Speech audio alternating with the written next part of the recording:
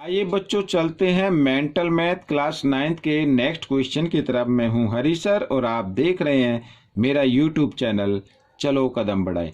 तो बच्चों, यहां पर क्वेश्चन नंबर 16 करने वाले हैं और आपसे एक ही रिक्वेस्ट है, प्लीज़ इसमें से देखें, इसको देखें, सीखें और दूसरों को सिखाएं। ठीक है, क्वेश्चन नंबर 16 हम करने वाले हैं। ये जी हाँ, क्वेश्चन नंबर 16 मैंने इधर, ये देखिए आप 16 हम करेंगे क्वेश्चन नंबर 16।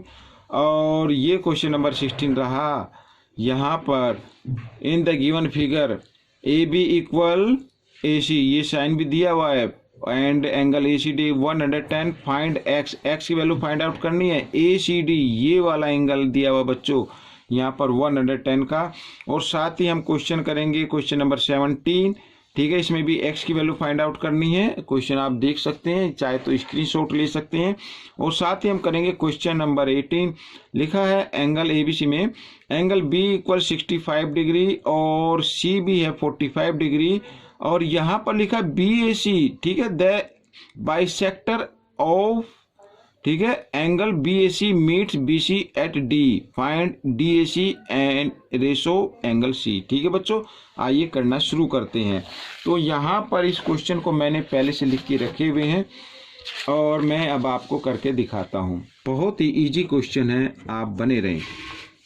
देखो यहाँ पर लिखा ए बी इक्वल है ए सी के, ए बी इक्वल है, देखो पहले लिख लेते हैं in triangle A B C, तो ए बी इक्वल ए सी। ठीक है, तो ये दोनों इक्वल है तो इसके अपोजिट एंगल भी क्या होंगे, इक्वल होंगे, यानी एंगल बी इक्वल होगा एंगल ए सी बी के। ठीक है, यहां पर मैं लिख देता हूं opposite angles of equal side. ठीक है बच्चों, यहां पर ये तो अब कुछ बच्चे सोचते होंगे आपने यहाँ पे बी लिखा, यहाँ पे ए सी बी इसलिए लिखा क्योंकि सी पर दो एंगल लगते हैं, इधर भी और इधर भी, सिर्फ हमें ये वाला एंगल लेना है, ये वाला एंगल, तो इसका नाम होगा ए सी बी। ठीक है, इस तरीके से ये दोनों एंगल इक्वल हो गए।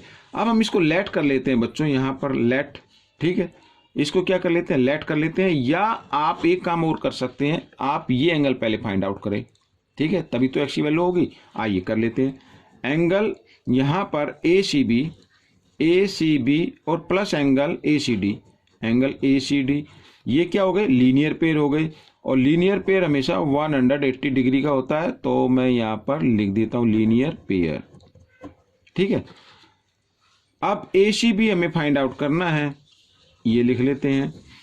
तो यहाँ पर प्लस ए सी डी है 110 डिग्री और इक्वल 180 डिग्री। ठीक है बच्चों, मैं इसको इधर ही बढ़ा लेता हूं, तो angle A C B equal होगा 180 डिग्री, ये 110 इधर प्लस का इधर आकर ये माइनस का हो जाएगा, इस तरीके से। आइए 110 डिग्री, और जब इनको माइनस किया तो आ गया बच्चों यहाँ पर 70 डिग्री, तो ये आ गया 70 डिग्री का। ठीक है, अब क्योंकि एंगल यहाँ पर B इक्वल है ए सी बी के, तो ये 70 का है, तो ये भी क्या होगा 70 डिग्री का आएगा।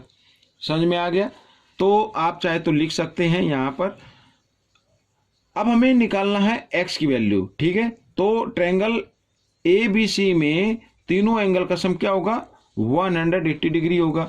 तो आइए लिख लेते हैं angle A plus angle B और plus angle A C B, तीनों का सम क्या होगा 180 डिग्री होगा। तो A तो x का है, B हमारा आया 70 डिग्री का, और प्लस ACB भी है 70 डिग्री का और 180 डिग्री। ठीक है, यहाँ पर x की वैल्यू निकालनी है, तो प्लस 140 डिग्री, 70 70 140, और आ गया इधर 180 डिग्री। मैं इसको इधर बढ़ा लेता हूँ, तो x की वैल्यू आ जाएगी 180, ये 140 इधर प्लस का, इधर आकर ये माइनस का हो जाएगा, इस तरीके से। तो x की वैल्यू आ गई बच्चों यहाँ पर 40 डिग्री। तो ये क्वेश्चन सॉल्व हो गया। ठीक है, तो अब हम करेंगे क्वेश्चन नंबर 17, बिल्कुल सेम ऐसे ही है, इसमें भी x की वैल्यू फाइंड आउट करनी है। आइए कर लेते हैं। यहाँ पर देखो ए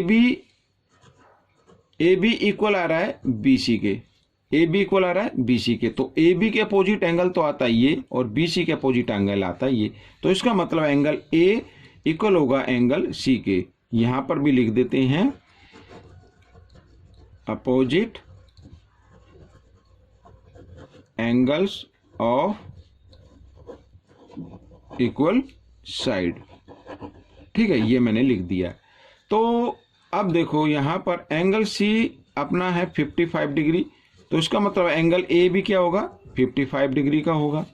ठीक है, अब देखो इन ट्रायंगल ए बी सी, तीनों एंगल का सम क्या होगा 180 डिग्री होता है। ये 55 तो ये भी 55, तो यहां पर आइए लिख लेते हैं angle A plus angle B plus angle C is equal to 180 degree. ठीक है, the three angles of triangle, या तो आप इसके कंक्लूजन यहाँ पे लिख सकते हैं, या आप जो मैं बोला उसको सुनिए, या आपको आता भी होगा। The sum of three angles of triangle is equal to 180 degree. अब यहां पर ये है 55 डिग्री, बी है एक्स और सी है 55 डिग्री, और हमने इसको कर दिया ऐड। यहां पर एक्स ऐड करने के बाद कितना आया 110 डिग्री और 180 डिग्री। ठीक है, एक्स की वैल्यू निकालनी है तो 180, और इधर ये प्लस का इधर आकर ये माइनस का हो जाएगा। ये हो गया माइनस का, और माइनस करने पे आता है बच्चों यहाँ पर 70 डिग्री, तो एक्स की वैल्यू आ गई 70 डिग्री। ठीक है, ये क्वेश्चन भी सॉल्व हो गया है। अब हम करेंगे क्वेश्चन नंबर 18, ये वाला। ठीक है, क्वेश्चन नंबर क्या करेंगे 18 करेंगे।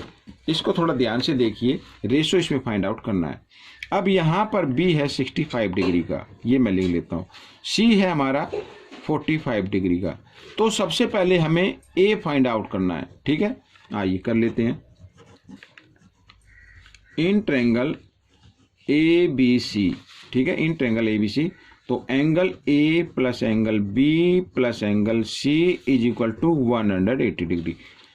ठीक है, तीनों एंगल्स का सम क्या होगा 180 डिग्री होगा। पहले ए फाइंड कर लेते हैं, क्योंकि ए तो फाइंड करना ही पड़ेगा ना।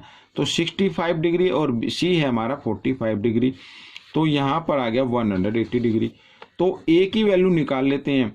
आइए ऐड कर लेते हैं यहाँ पर। ठीक है, 5 और 5 10, 6 और 4 10 और 1 11। ठीक है, 110 डिग्री का आ गया ये।